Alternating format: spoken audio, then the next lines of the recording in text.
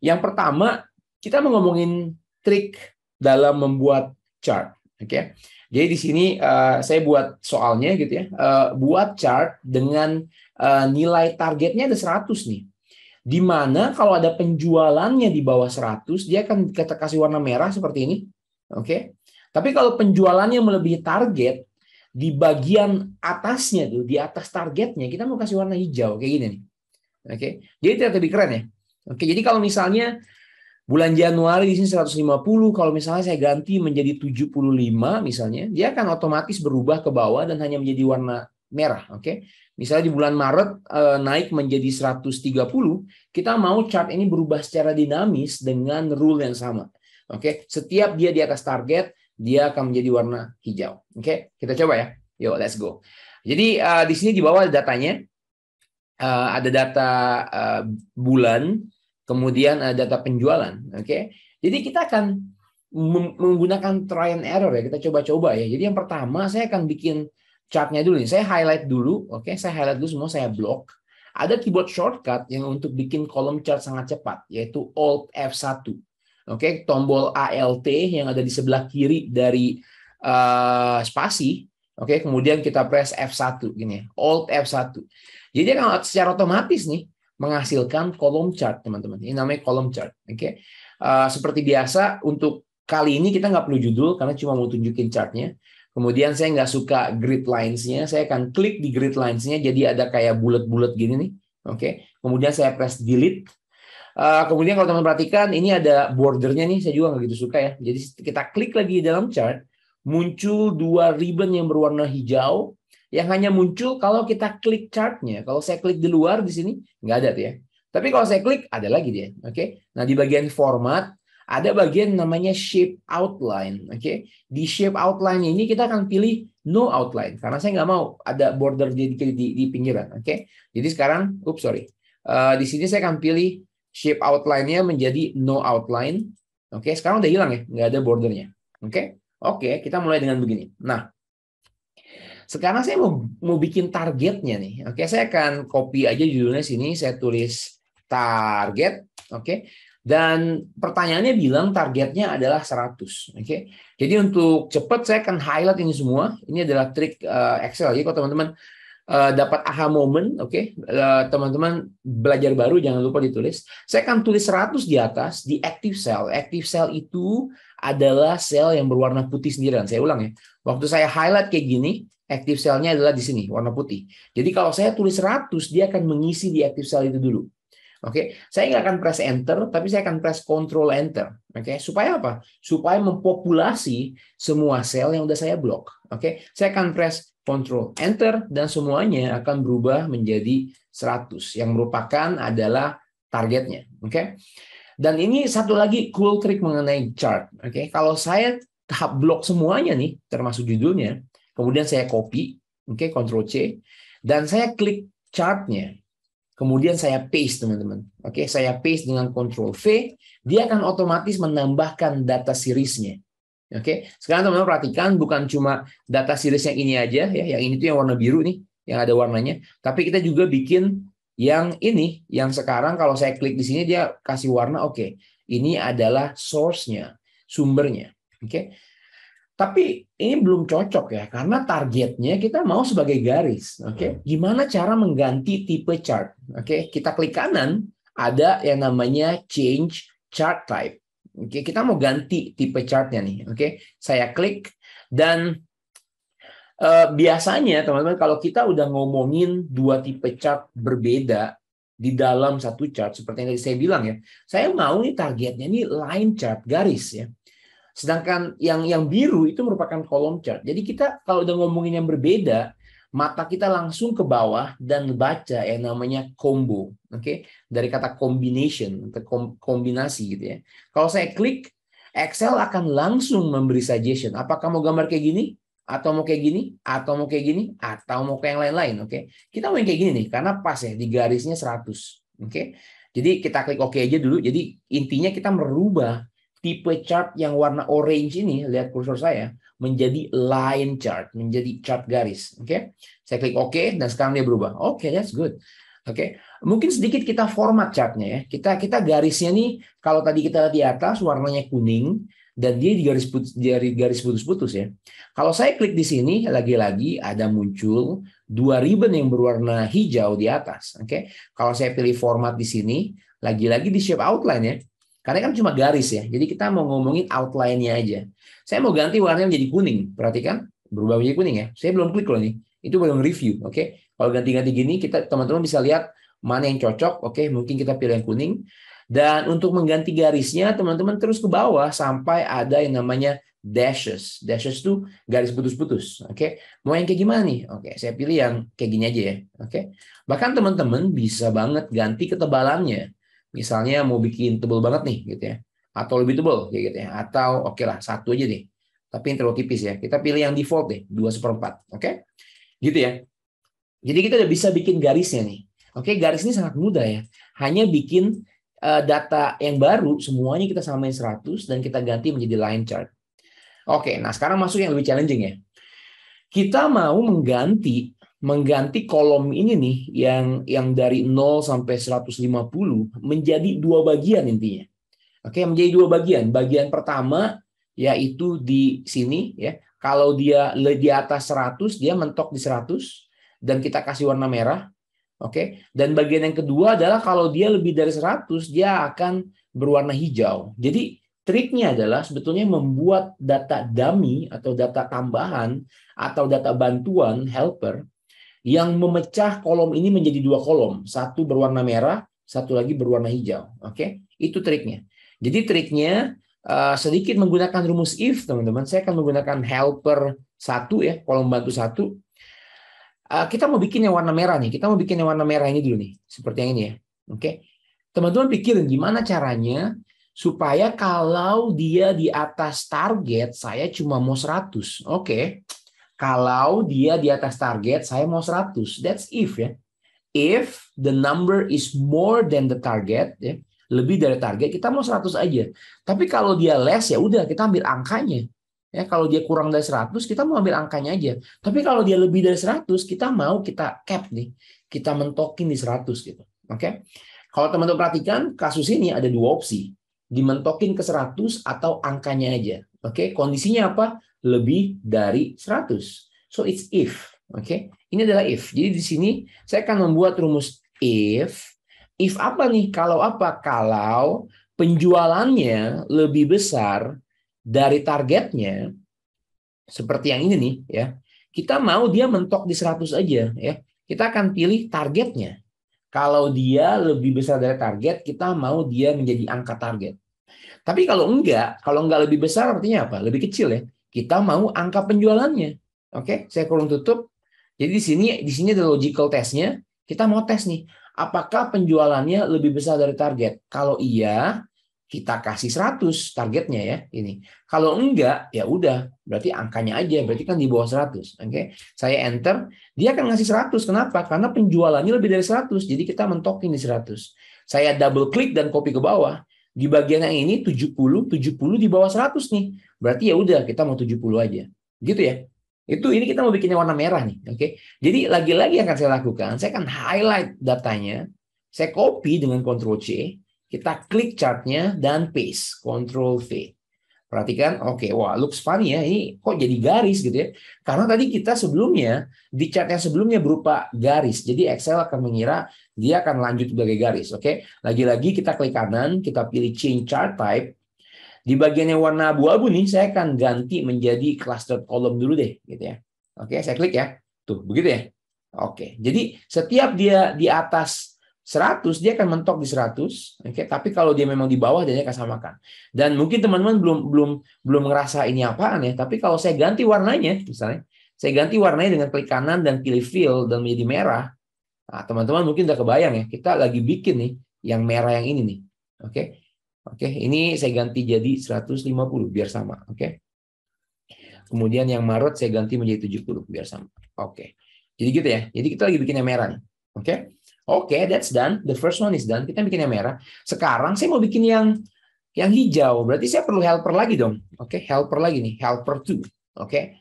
Nah, gimana cara bikin yang hijau? Cara bikin yang hijau ya. itu sebetulnya sama lagi kita pakai if nih. Kalau dia lebih dari target, kita mau ambil apa? Ambil sisanya. Ambil sisanya. Jadi penjualan dikurang target ya. Karena kita mau sisanya nih. Kalau dia di bawah target, lupain, nggak perlu. Oke, malah kita nggak mau tunjukin chartnya. Dan trik untuk menyembunyikan chart itu dengan menggunakan rumus NA. Oke, karena kalau dia ada NA, datanya akan ditunjukkan dalam chart. Oke, lagi-lagi ya, simple if, kita akan menggunakan if. If apa nih logical testnya? Logical testnya Excel. Cek ya, ini penjualannya apakah lebih besar dari target? Kalau iya, saya mau selisihnya ya, penjualan C18 saya kurangi targetnya. Oke, C18 dikurangi D18. Kalau enggak lebih dari target, kita kasih NA. Saya akan gunakan rumus NA kurung tutup. Oke, itu akan menghasilkan error NA ya. Tapi lagi-lagi ini data dapur kita nih. Oke. Jadi it's okay. Jadi tujuan kita hanya untuk menyembunyikan chartnya nanti. Oke, kurung tutup, enter. Perhatikan di sini 150 lebih dari 100. Jadi dia akan menghasilkan angka 50. Oke. Kemudian di sini 70 nggak lebih dari 100. Jadi dia akan NA aja nih karena nggak ada belakangnya ya. Oke. Jadi saya akan double klik dan ke bawah. Oke, seperti ini. Sekarang yang kita punya ya, teman-teman ya, di helper 2, oke, ada data yang hanya menunjukkan selisih dari penjualannya ya. Oke. 50, 30, tapi di sini nggak ada. Oke. Lagi-lagi saya akan melakukan hal yang sama nih, teman-teman. Saya akan highlight helper 2, saya copy, kemudian saya paste, dan sekarang tiba-tiba ada garis lagi nih. Oke, karena dia jadi garis lagi ya. Dan lagi-lagi kita klik kanan, change chart type-nya. Saya akan ganti yang terakhir nih, helper 2 nih. Oke, menjadi clustered column lagi. Clustered column.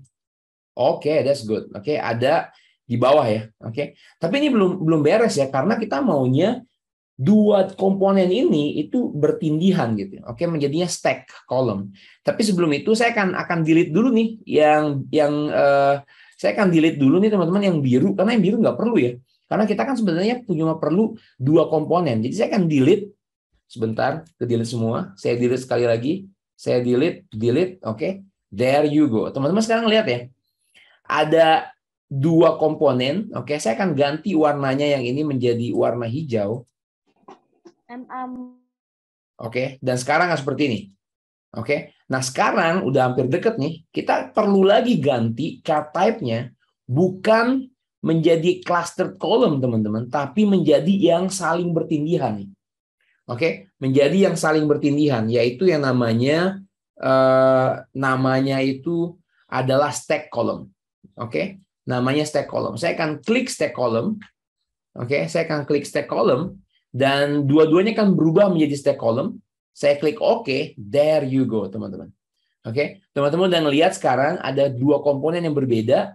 Oke, yang berwarna merah dan yang berwarna hijau. Oke, agak sedikit kosmetik karena kita mau bikin dia lebih gemuk.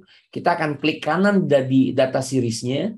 Kemudian kita akan pilih gap width-nya. Gap width itu gap di antara kolomnya nih. Ya, ini kan terlalu besar ya, space putihnya ya. Jadi kita akan turunin menjadi misalnya 85%, akan seperti ini. Oke, jadi kalau saya zoom out, teman-teman bisa bandingin kita udah hampir sama tuh sama yang di atas. Oke, exactly hampir sama. Oke, tapi ada satu step lagi, yaitu menambahkan data seriesnya. Oke, data seriesnya ya teman-teman ya. Jadi di sini kalau teman-teman perhatikan di bagian data series ya, kita bisa aja klik kanan dan nambahin data series. Tapi kalau gini ya, karena yang merah dan yang hijau ini adalah dua komponen yang berbeda, data series yang muncul ini dua data series yang berbeda. Oke, dan bukannya yang kita mau ya, karena saya mau data series yang menunjukkan total di atas. Oke, jadi saya akan delete dan saya akan delete lagi-lagi nih, kita memerlukan bantuan nih teman-teman. Bantuan yang akan kasih total angka di atas. Oke, tapi kita nggak perlu kolom baru karena apa? Karena ternyata data penjualan nilai yang kita perlukan. Karena ini adalah totalnya ya. 150 itu ya total dari merah dan hijau ini. Jadi triknya saya copy data penjualan yang tadi kita delete ya. Jadi saya copy lagi, saya paste, dan sekarang data penjualan menjadi align chart. Oke, it's almost there. Yang akan kita lakukan, kita tinggal klik kanan, kita pilih add data labels. Oke, that's good. Data label udah keluar. Untuk menghilangkan garisnya, kita klik di garisnya nih. Saya akan klik di garisnya, kemudian saya akan klik kanan, kemudian pilih format data series. Di bagian catnya nih, di bagian cat ya, gambar warna ini ya, saya mau pilih line-nya menjadi no line. Kenapa no line? Supaya nggak ada garisnya. Supaya nggak ada garisnya. There you go. Nggak ada garisnya ya. Sekarang cuma ada data seriesnya. Tapi data seriesnya masih kurang cantik ya. Karena warnanya agak hitam gitu ya. Dan posisinya kok ada di kanan. Kalau kita klik kanan data seriesnya, format data labels. Bukan data series ya. Sorry, data labels. Di sini teman-teman bisa pilih lokasi. Apakah mau di tengah seperti ini? Ya, nggak bagus ya karena kepotong warnanya ya. Apa mau di left? Kurang bagus juga. Di right seperti tadi kurang bagus. Above mungkin oke, tapi mungkin below lebih bagus nih. Lebih bagus kalau saya ganti warnanya menjadi warna putih dan kita pilih bold ya supaya lebih terjelas, lebih mentereng gitu ya. Saya akan buat lebih kecil. Kayak gitu ya teman-teman ya. Dan dengan begitu kita udah selesai nih teman-teman. Udah selesai dan yang kita hasilkan di sini itu sama seperti yang di atas. Jadi kalau saya geser seperti ini, jadi kita menghasilkan chart yang seperti di atas. Kegunaannya apa sih sebenarnya bikin begini? Saya kasih contoh ya. Misalnya targetnya berubah menjadi 90. Jadi teman-teman tinggal ganti di database-nya 90 dan Control Enter dan dia akan otomatis berubah turun ke 90 dan warnanya ikutan berubah. Keren nggak? Keren ya? April misalnya, April menjadi 120. Teman-teman perhatikan April yang 80 ini dia akan berubah naik dan komponen di atas target berubah menjadi warna hijau. Jadi inilah kegunaannya. Ini adalah trik yang sangat handy dalam chart ya. Jadi kesannya kita mau bikin chart dengan sebuah kondisi. Gitu ya teman-teman ya. Jadi sekedar nge-recap, kita mulai dengan bulan dan penjualan, tapi kita perlu helper bantuan ya, helper column untuk target, helper column 1 untuk komponen yang pertama nih, yang ini nih, yang warna merah.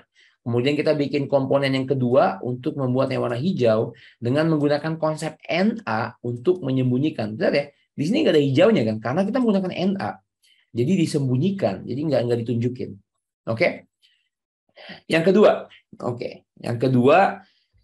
kita mau belajar VLOOKUP nih. Konsep yang gampang ya, nggak susah banget ya. Tapi saya bikin lebih susah karena kita baca soalnya. Kita mau nge-lookup data dengan VLOOKUP atau XLOOKUP terserah. Dengan menggunakan data validation sebagai lookup value-nya. Tapi saya mau rumus ini dinamis kalau ada data yang baru. Data yang baru maksudnya apa? Data yang baru kalau misalnya di sini ada data baru, saya mau rumus ini menjadi dinamis dan bisa nangkep data yang baru. Gimana caranya? Pertama kita bikin yang basic dulu ya. Kita mau bikin data validation. Di sini data validation, ada namanya, supaya nggak ada kesalahan penulisan nama atau typo. Kita mau menggunakan data validation. Gimana cara bikin data validation? Kita pilih ke data, kemudian kita pilih data validation di sini. Kita pilih data validation di sini. Saya ulang, data, kemudian data validation. Kemudian kita pilih list dan kita pilih source-nya di sini. Saya klik OK. Dan dia akan muncul nih nama-namanya. Perfect. Tapi saya nggak mau bikin yang kayak gitu ya. Kita mau bikin dengan keyboard shortcut. Saya akan hapus data validation-nya. Teman-teman bisa menghapus data validation dengan sangat cepat dengan menggunakan keyboard shortcut yang namanya Alt Alt IEE. Jadi saya akan menggunakan Alt EAA, dia akan hilang semuanya. Itu adalah clear content. Nah, saya mau menggunakan keyboard shortcut ya, karena teman-teman kalau mau naik kelas dalam Excel, kita harus sedikit-sedikit meninggalkan mouse dan menggunakan keyboard shortcut. Jadi keyboard shortcutnya adalah Alt, di sini D-nya nyala nih, D. Sorry ya, saya menggunakan Alt DL yang merupakan keyboard shortcut versi yang dulu, tapi masih powerful banget. Saya akan menggunakan Alt DL Tab L Tab untuk bikin list. Panjang ya, tapi it's very powerful teman-teman. Saya akan menggunakan Alt DL. Kemudian teman-teman lihat di sini di setting ya. Sekarang adanya di setting nih. Kalau saya press tab, dia akan pindah ke sini. Kalau saya press L, dia akan ambil L. list, dan kalau saya press tab, dia akan langsung tanya source-nya di mana. Oke, saya ulang ya. Alt DL tab L tab. Oke, sangat cepat nih. Oke, Alt DL tab L tab. Jadi sekarang dia nanya source-nya di mana. Kita tinggal pilih source-nya di sini. Oke, klik OK, dan hasilnya sama. Kita bisa pilih-pilih. Oke. Kemudian VLOOKUP-nya, teman-teman tahu semua menggunakan VLOOKUP. Kita gunakan VLOOKUP. Lookup value-nya di mana nih? Oh, cariin dong yang namanya Alessandra. Oke, titik koma. Tabel array ada di mana namanya? Oh, ada di sini. Oke, ada di tabel ini. Oh, ini dia nih, ada nih Alessandra yang keempat. Kalau udah ketemu, mau ngambil kolom keberapa? Kolom ke-1 di sini, kolom kedua di sini. Saya mau ambil kolom kedua. Oke, kemudian saya tulis false karena ini adalah exact match. Saya enter dan saya dapat Bogor. Kalau saya ganti Vicente di atas, dia akan ambil Bogor juga. Saya ambil row yang kedua, row akan mengambil Jakarta. Oke, perfect. Kita dapetin data validation, kita bisa bikin VLOOKUP. The problem is kalau saya tambahin nama baru, Susi.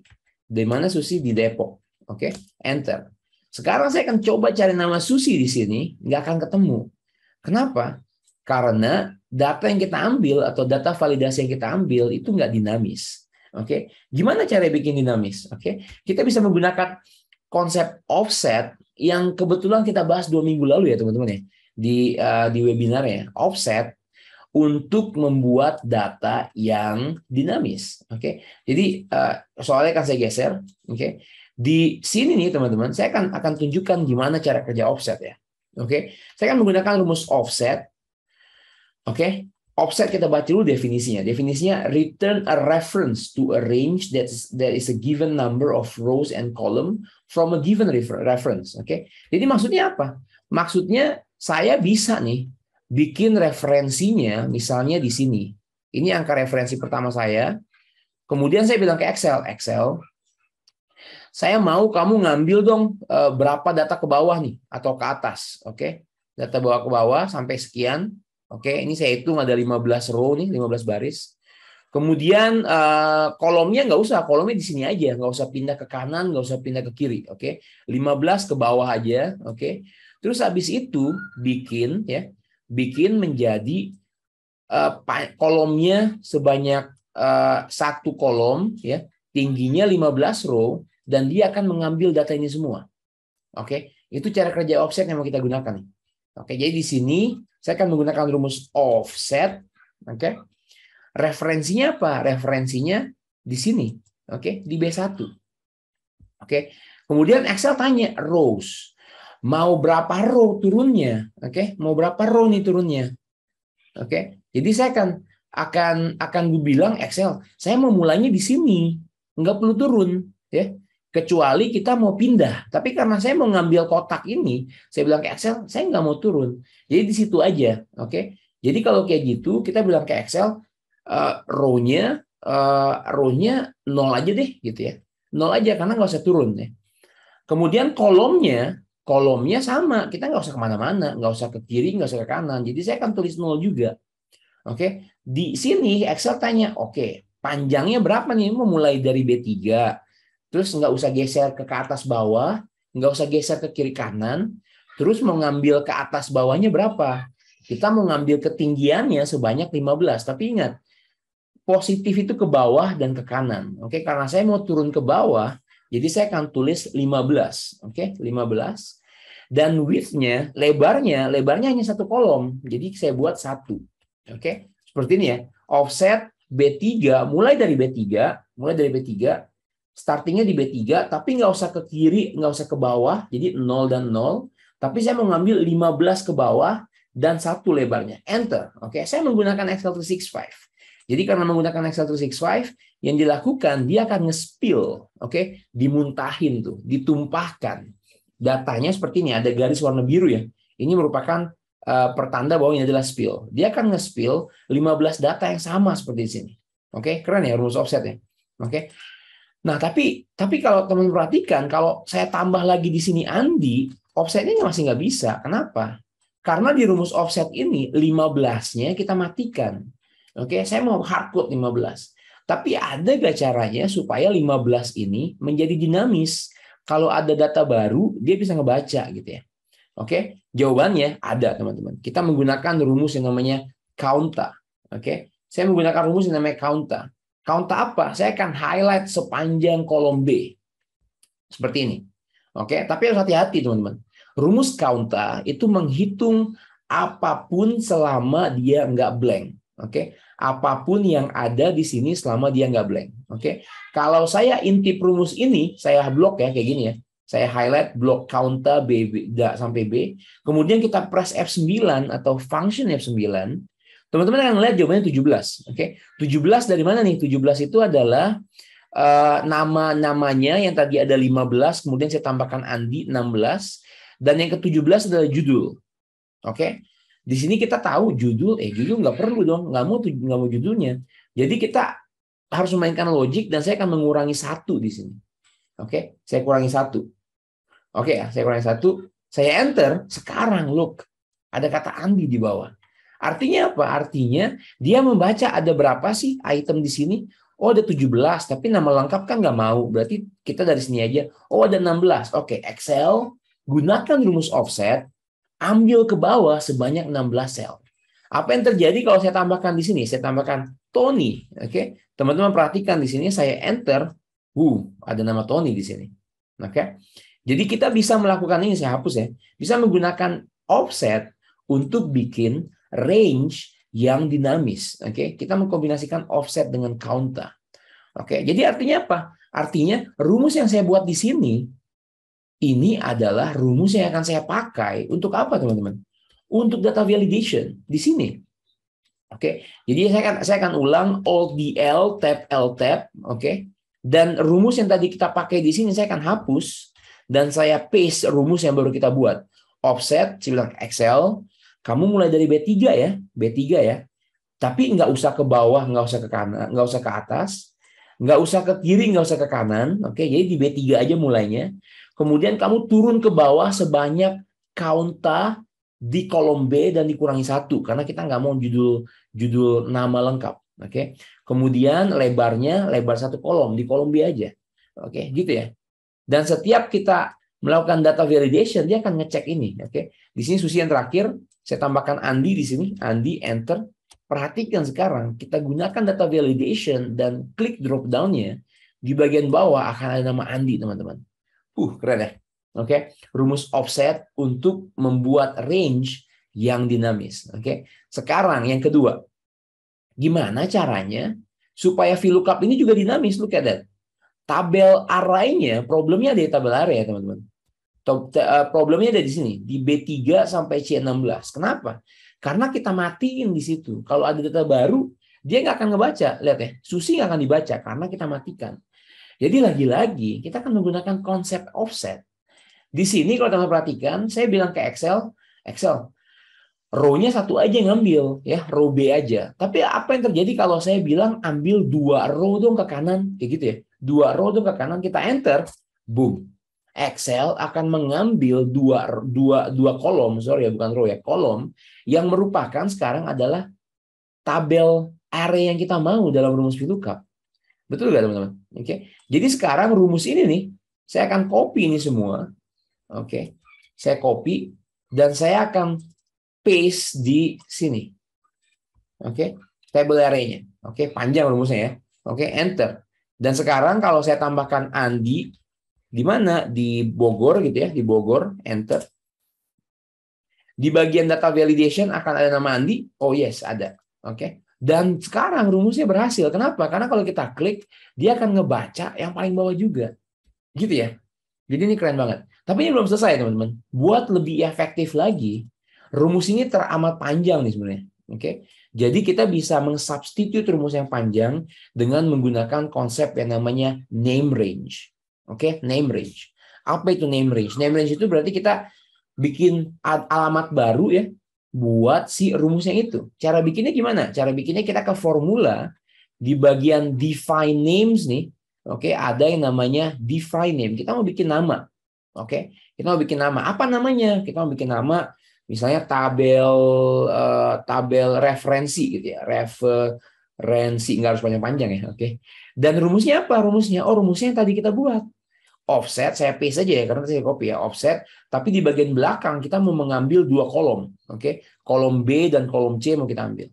Oke, gitu aja teman-teman ya. Saya klik OK, nothing happen. Tapi di sini sekarang yang saya lakukan, saya akan delete rumus ini. Oke, yang panjang nih rumus offset. Dan saya tahu saya menyimpan rumus itu di dalam name range yang saya tulis table referensi. Saya tinggal tulis saja tabel look. Ada yang namanya tabel referensi karena name range itu muncul di sini ya teman-teman ya. Saya double klik, oke, dan dia sudah menunjukkan di mana tabel referensinya. Saya klik enter, sorry sebentar, tabel referensi. Saya klik enter, sebentar ya teman-teman ya. Kita akan undo dulu, coba offset F2.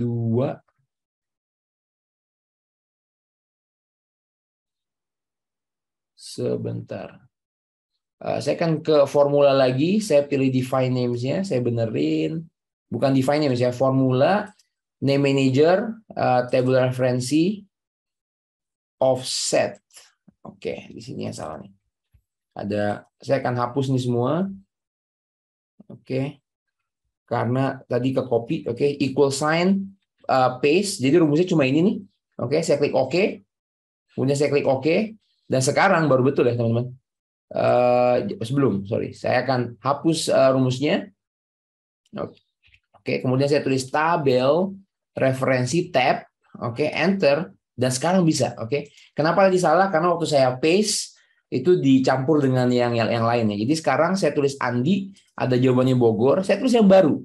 Oke, saya tulis yang baru. Namanya Tony. Oke, Tony dari Semarang misalnya, oke, Semarang, enter. Jadi sekarang ada nggak Tony di sini? Kita lihat yang paling bawah, oh ada Tony. Rumusnya, yes, rumusnya bisa. Dan rumusnya lebih pendek sekarang ya, karena dengan menggunakan yang namanya name range, oke. Gitu ya teman-teman ya. Jadi di sini kesimpulannya nih, kita mau menggunakan konsep yang basic sebetulnya, yaitu data validation dan VLOOKUP. Tapi kita mau membuat lebih challenging supaya bisa nangkep data yang baru kalau ada update di database-nya. Oke, dan kita bisa melakukan itu dengan menggunakan offset, oke, dan sedikit bumbu-bumbu name range supaya rumusnya nggak panjang-panjang banget. Oke, semoga dimengerti ya.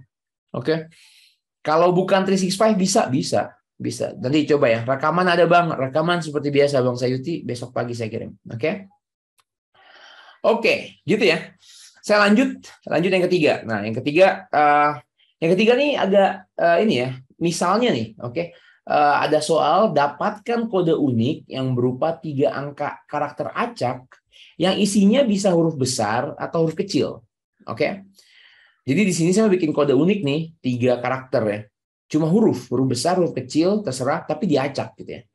Jadi gimana cara bikinnya? Jadi kita jangan bikin manual, tapi kita mengerti konsep yang namanya rumus CAR atau singkatan dari karakter, kemudian ada range between dan ada choose. Oke, kita akan bahas 3 rumus ini kali ini teman-teman. Jadi sebelum kita mulai, di sini kita perlu tahu ya bahwa ada rumus karakter ya, yang isinya kalau kita tulis kayak gini nih, kayak gini ya teman-teman ya. Saya double klik di sini ya. Karakter B3 apa? 65. Dia akan menghasilkan A. Jadi buat teman-teman menghasilkan rumus A, itu rumusnya adalah char gitu ya. Kemudian tulis 65. Enter. Itu akan menghasilkan huruf A besar. Kalau untuk menghasilkan huruf A kecil, numbernya 97. Jadi kita akan gunakan rumus char gitu ya. Kemudian kita tulis 97, enter. Kita akan mendapatkan A kecil. Oke. Nah, gimana sekarang caranya buat bikin huruf besar atau huruf kecil yang acak? Oke, yang acak. Jadi caranya seperti ini ya. Kita tahu nih, kalau saya mau bikin huruf besar, numbernya itu range dari 65 sampai 90 teman-teman. Oke, dan ternyata ada rumus yang namanya range between yang bisa menghasilkan angka random bilangan bulat ya dari 2 angka yang kita tentukan. Jadi di sini saya akan tentukan 65 sampai 90 ya, 65 sampai 90 kita boleh cek betul. Dan kalau saya enter, dia akan menghasilkan angka di antara 2 itu, 65 sampai 90. Saya akan press F9 karena kenapa ya? Karena range between ini di dalam bahasa Excel itu disebut volatile function nih. Volatile itu artinya apa ya? Suka ini terlalu apa ya? Terlalu ramai gitu ya. Jadi istilahnya kalau saya press F9 dan press F9 dia akan aktif tuh, akan aktif dan akan ganti-ganti terus angkanya. Oke, ini disebut volatile function. Oke. Jadi kita bisa menghasilkan angka, berarti saya bisa bungkus rumus ini ya dengan rumus karakter. Oke, dengan rumus karakter di sini, oke, akan menjadi char range between 65 dan 90. Saya klik enter, dia akan menghasilkan sekarang huruf besar ya, huruf besar yang random, teman-teman. Ini saya press F9 terus ya. Kedengaran suaranya ya. Oke, saya press F9 dan dia akan menghasilkan huruf besar yang acak. Nah, gimana kalau kita mau bikin huruf kecil? Saya akan copy rumusnya, teman-teman. Saya akan copy rumusnya. Oke, dan saya akan copy ke sini. Oke, dan saya akan cukup ganti menjadi 97, oke, sampai 97 sampai 122. Oke, betul ya, saya double check ya. 122 itu Z kecil. Jadi di sini kalau saya press F9 lagi, dua-duanya akan berubah. Yang di atas adalah huruf besar, yang di bawah adalah huruf kecil. Oke, seperti itu ya. Oke, menarik ya. Kita belajar dua rumus ini, karakter dan range between. Nah, sekarang pertanyaannya, gimana caranya supaya kita bisa bikin rumus yang acak, dia akan muncul huruf besar atau huruf kecil gitu ya. Dan sekarang saya akan menjelaskan rumus choose. Rumus choose itu begini, teman-teman. Kalau saya punya angka 1 dan angka 1 itu artinya apel dan angka 2 itu artinya jeruk, teman-teman ya. Kayak gitu ya. Oke. Nah, kalau saya menggunakan rumus choose, oke, kita equal sign choose. Choose itu gini. Pertama, dia akan baca nomornya. Kita mau nomor berapa? Saya akan tulis nomor 1. Oke, nomor 1 titik koma. Kemudian kita tuliskan pilihannya semua. Nomor 1 itu adalah apel. Jadi saya akan tulis apel. Kemudian nomor 2 itu adalah jeruk, gitu ya. Kemudian kurung tutup. Cuma karena saya memilih 1, jawabannya akan menjadi apel. Oke. Tapi kalau saya ganti indeksnya menjadi 2, dia akan menghasilkan jeruk. Menarik ya, teman-teman. Jadi kita bisa bikin angka 1. Jadi di sini saya kan bisa bikin angka 1 itu adalah huruf besar, angka 2 adalah huruf kecil. Oke, saya akan double klik di sini dan saya akan menggunakan rumus choose. Choose, indeksnya untuk sementara saya akan tulis 1 dulu. Oke, kalau angka 1 dia ini adalah huruf besar yang ini. Oke, kalau di angka 2 saya akan copy rumus di sini. Oke, ke sini.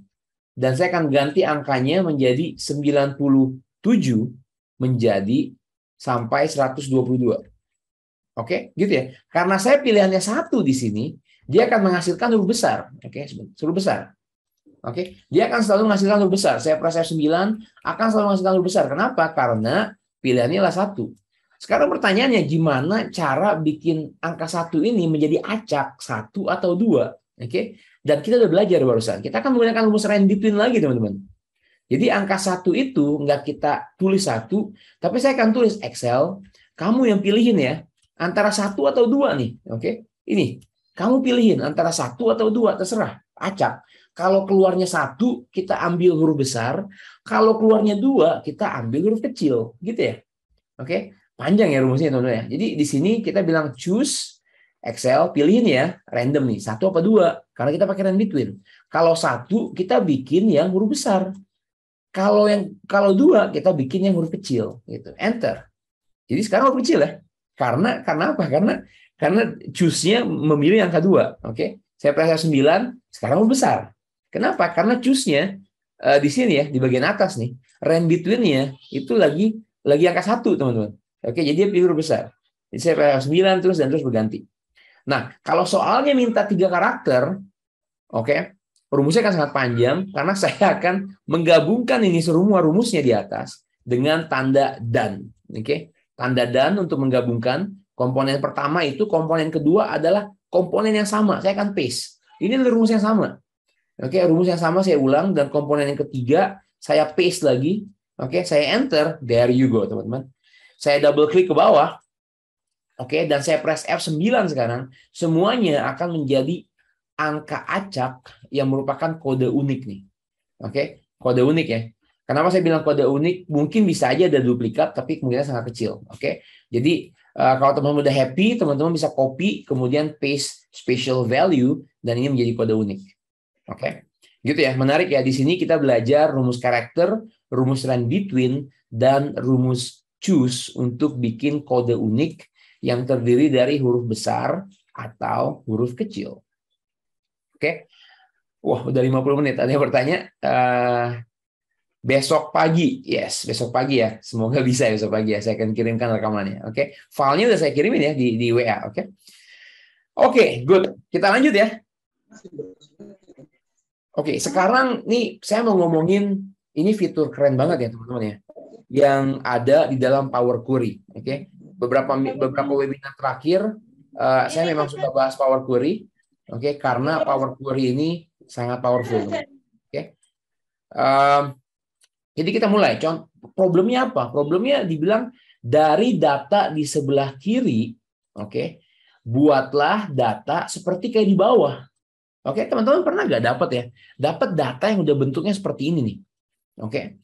Ini bukan database, teman-teman. Teman-teman yang udah sering banget ikutan kelas saya selalu membedakan antara display dengan database. Ini adalah display karena ini berbentuk laporan nih. Oke, data ini sebetulnya berbentuk laporan apa dan kita sebut data seperti ini, nama datanya itu pivoted, oke? Karena ini adalah hasil dari mempivot karena ada garis di sini ya.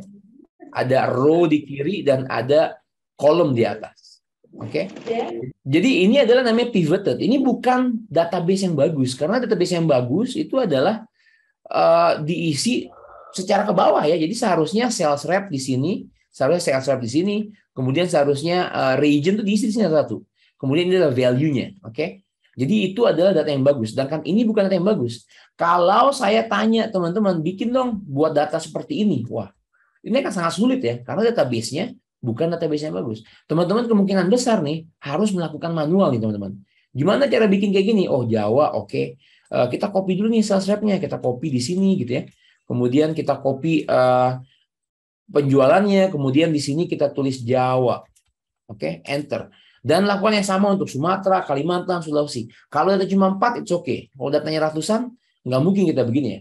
Dan inilah teknik yang sangat keren yang disebut kita men-unpivot. Kita balikin data yang udah kayak gini menjadi database yang lebih bagus supaya kita bisa pakai pivot table untuk dapatkan tabel yang lainnya gitu. Oke, kebayang nggak? Jadi saya akan tunjukkan ya, ini bukan database yang bagus dan kita mau bikin ini menjadi database yang bagus di dalam Power Query.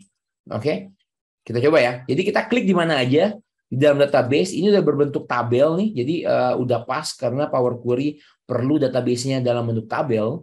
Yang akan saya lakukan, saya akan klik kanan, kemudian kita pilih Get Data from Table or Range, atau teman-teman bisa pergi ke Data. Kemudian pilih di sini ada from table or range. Oke, saya klik. Oke. Apa yang terjadi? Kita akan dibawa masuk ke window baru yang disebut Power Query Editor. Oke, Power Query Editor. Jangan terintimidasi karena walaupun ini fitur yang keren banget dan agak complicated, tapi basicnya sangat membantu ya. Kalau teman-teman perhatikan, ini adalah tabel yang kita punya nih. Ada sales rep, ada Jawa, ada Sulawesi, ada Sumatera, Kalimantan, dan Sulawesi. Yang perlu kita lakukan, kita tinggal klik di bagian yang udah pasti nama, sedangkan 4 ini kan sebetulnya agak berantakan ya. Dan kita mau meng-unpivot, kita mau balikin dia ke database yang bagus. Caranya sangat mudah teman-teman. Kita klik kanan di judulnya, ada yang namanya unpivot. Kita mau unpivot yang lain, bukan kolom yang kita highlight ya, tapi kolom yang lain tuh, yang Jawa, Sumatera, Kalimantan, dan Sulawesi. Oke, saya akan klik ini unpivot other columns. Oke, 1, 2, 3 dan boom. Teman-teman perhatikan, Excel atau Power Query akan bikin ini seolah-olah datanya database-nya satu. Indra Agustina di Jawa berapa? Indra di Sumatera berapa? This is a good database. Yang tadi itu adalah laporan, tapi ini adalah database yang bagus. Oke, dalam Power Query kita bisa ngebalikin data yang berbentuk pivot ya menjadi database yang bagus. Oke, di sini saya akan sedikit kosmetik, saya akan ganti judulnya. Oke, sales rep. enter. Kemudian di attribute saya akan ganti menjadi region karena di bagian di tabel awalnya itu nggak ada judulnya ya. Jadi Power Query kasih nama gitu. Oke, dan ini adalah misalnya omset. Oke, enter. Oke, this is what we want. Ini yang kita mau nih. Oke, kalau udah oke, saya akan ke kiri atas. Saya klik close and load to. Oke, saya mau tutup Power Query Editor ini dan saya mau nge-load ini di dalam worksheet-nya. Saya mau pilih existing worksheet. Oke, pilih di mana? Oh, pilih di sini deh gitu ya. Pilih di sini. Oke, saya klik oke. Dan Power Query akan menghasilkan database sekarang, database yang bagus ya, yang bentuknya kayak gini. Indra Agustina di Jawa sekian.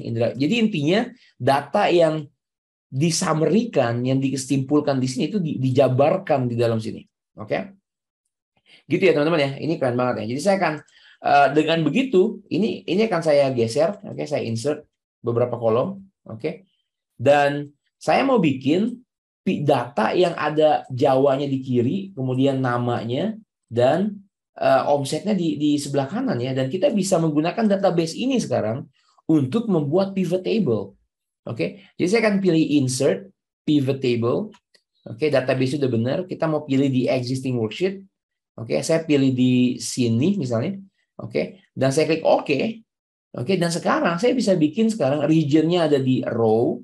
Dan karena kita mau dia bersampingan, saya akan pilih sales rep-nya di bawah bagian region. Oke, dan saya akan pilih omsetnya di bagian values. Saya akan zoom out sedikit ya. Oke, buat teman-teman yang suka ikut kelas saya mengenai pivot table, ini step pertama tadi klik di mana aja. Step kedua kita insert pivot table. Step ketiga barusan kita drag region sales rep di sini dan values di sini. Step keempat saya akan mengganti report layoutnya menjadi tabular form seperti ini. Oke, dan step kelima kita klik kanan di bagian value. Kita pilih number format dan saya pilih currency karena ada rupiahnya. Oke, kalau kita nggak mau totalnya ini subtotal, kita tinggal klik kanan di mana aja di region dan jangan dicentang subtotalnya. Sekarang perhatikan teman-teman, Ini yang mau kita mau dan ini yang kita hasilkan. Keren ya? Oh by the way ini agak sedikit beda ya. Ini nggak ada Jawanya tapi ini Jawanya. Bisa nggak tambahin? Bisa ya teman-teman. Teman-teman klik dalam pivot table, teman-teman pilih design di bagian report layout. Pilih yang keempat, repeat all item labels. Oke, saya klik dan dia akan mengisi datanya diulang. Oke, di repeat. Oke, sekarang yang saya mau tunjukkan adalah betapa hebatnya Power Query dengan data yang sangat terbatas seperti ini. Ya, kita bisa dengan sangat cepat unpivot data itu menjadi sebuah database yang bagus yang bisa kita olah ke bagian-bagian yang lain nih. Contohnya seperti ini. Oke. Jadi kalau teman-teman nih stuck ya, punya database yang bukan database, database-nya berupa display, berupa laporan, berupa pivoted database seperti ini. Oke. Dan teman-teman diperlukan untuk bikin database yang lain, oke. Pikirin Power Query karena Power Query bisa unpivot datanya menjadi database yang bagus. Dengan database ini kita bisa bikin pivot table sesuai yang teman-teman mau. Oke, gitu ya. Power Query teman-teman, it's very powerful. Oke. Jadi kalau lagi-lagi saya selalu bilang, Excel itu is about database dan Power Query bisa banget ngeberesin database yang berantakan, bahkan yang sangat kompleks. Jadi kalau teman-teman punya kesempatan buat belajar Power Query, dipelajari. Oke. Oke. Kita lanjut ya. Ini bagian terakhir nih. Oke, udah bagian terakhir, udah mau 1 jam. Saya mau ngomongin berapa rumus di sini ya? 1, 2, 3. 3 rumus yang akan kita bahas di kelas tanggal 11 September, tapi saya akan kasih bayangannya seperti apa. Oke. Dan ini disebut dynamic array formula. Oke. Misalnya saya punya data yang seperti tadi ya. Ada data region-nya, oke. Data sales rep-nya, data penjualannya. Saya diminta untuk ngesortir data sales rep dan penjualan berdasarkan penjualan tertinggi. Oke. Teman-teman mungkin mikir ya, wah, itu sih gampang ya. Karena kan kita tinggal bikin filter di sini. Oke. Filter, kemudian kita sortir aja dari data penjualan tertinggi. Ya kan, beres nih gitu ya. Betul ya? Itu kalau teman-teman bisa ngefilter di dalam database. Tapi ada kalanya kita harus ngefilter ya ngefilter atau mengekstrak data di worksheet yang berbeda atau di summary yang berbeda. Oke, jadi kalau teman-teman nggak bisa ngefilter di database-nya, teman-teman nggak bisa nih pakai cara seperti ini. Oke, dan di Excel 365, Excel ngerasa, oh iya makin banyak orang perlu nge-extract data, ngefilter, ngesortir di luar database. Oke, makanya Excel bikin rumus yang keren banget. Oke, di dalam Excel 365 atau Excel 2021 yang bisa melakukan itu. Oke, yang pertama saya mau sortir dulu ya. Saya mau sortir nih sales rep dan penjualan, tapi saya mau urutin dari penjualannya. Oke, jadi saya udah bikin judulnya. Di sini saya akan menggunakan rumus yang namanya sort. Oke, kita mau sort nih, mau sort. Oke, sort apa?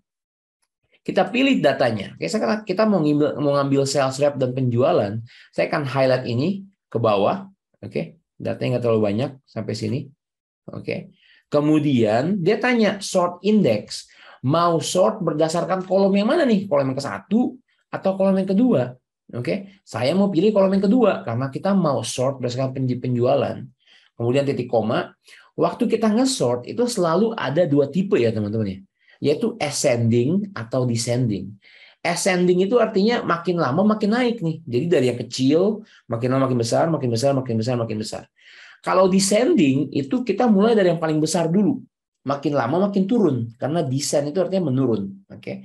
Dan ini yang kita mau ya, karena saya mau ngurutin dari penjualan paling tinggi, berarti yang paling besar di atas, makin lama makin turun. Oke. Jadi saya akan double klik di sini.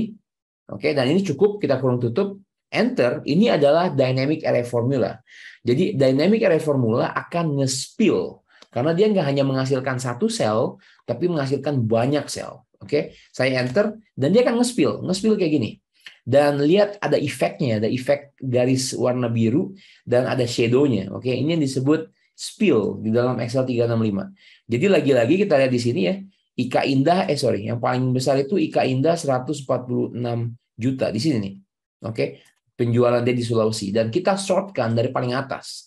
Jadi kita ngesortir sebuah array berdasarkan kolom yang mana nih? Kita menggunakan rumus sort. Oke. Nah sekarang ngefilter. Oke, kita cuma mau filter berdasarkan region. Gimana caranya? Misal saya mau di sini saya ada drop down untuk region. Tapi untuk bikin drop down dengan rumus array formula, kita bisa menggunakan rumus teman-teman yang namanya unique. Oke, di sini akan saya tulis unique. Unique itu unik ya. Jadi nggak ada duplikasi. Di sini Jawa di repeat 6 kali nih.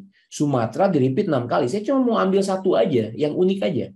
Oke, jadi saya akan menggunakan rumus unik atau unique dan saya akan highlight ini sampai ke bawah. Saya enter, dia akan menghasilkan Jawa, Sumatera, Kalimantan, Sulawesi. Wah, keren ya. Oke. Tapi rumus unik itu belum disortir karena Jawa muncul duluan nih. Jadi Jawa ada di atas. Kemudian Sumatera muncul duluan, Sumatera muncul duluan daripada Kalimantan. Oke. Tapi kita bisa banget teman-teman bungkus rumus ini ya, rumus unik dengan rumus sort. Oke, saya rumus unik udah kita remove duplicate-nya dengan unik. Udah gitu kita sortir. Oke, saya enter and it's done. Jawa, Kalimantan dulu karena K duluan ya, baru Sulawesi, baru Sumatera. Keren ya, ini keren banget nih teman-teman. Ini fitur Excel 365 yang keren dan kita bisa menggabungkan unik dengan sort. Ini yang lebih keren lagi, oke? Lebih keren lagi saya tunjukin ya. Saya mau bikin data validation di sini. Kalau tadi kita bilang Alt DL Tab L Tab. Masih ingat? Kita coba ya. Alt DL Tab L Tab. Oke. Saya mau bikin nih source-nya mana? Kalau di Excel sebelum Excel 365, teman-teman harus ngesortir kayak gini nih. Betul nggak? Tunjukin kayak gini. Oke. Tapi karena ini adalah rumus spill atau rumus dynamic array formula, rumus yang hidup ya, itu sebetulnya cuma di Jawa doang tuh. Jadi cuma di Jawa, cuma di sel L10. Karena bawah-bawahnya itu adalah array formula, ngikutin rumus yang ada di L10. Dan di dalam Excel 365, kita bisa cuma tulis L10 dan tulis hashtag atau tulis tanda pagar untuk kasih tahu ke Excel, sumber list saya nih ada di L10, tapi L10 itu dynamic array formula. Oke. Kalau saya tulis hashtag, ambilin dong semua yang ditumpahin gitu ya. Yang semua ditumpahin, Kalimantan, Sulawesi, Sumatera, semua ikut-ikutan. Oke, saya klik oke ya, saya klik oke, nothing happen, but look at this. Tuh, keluar ya. Padahal saya cuma tulis L10. Saya cuma tulis L10, tapi dengan tanda hashtag, Excel akan otomatis membaca, oke, L10 ini adalah array formula, dan kita akan ambil semua yang ditumpahin sama dia nih. Nih ya, yang ditumpahin sama rumus nih. Lihat teman-teman ya, di sini ada rumusnya ya. Tapi kalau saya klik Kalimantan, rumusnya tuh di gray. Nggak bisa saya apa-apain tuh. Nggak bisa saya ganti. Oke, karena yang hidup hanya di L10. Oke, gitu. Jadi saya bisa pilih misalnya Kalimantan.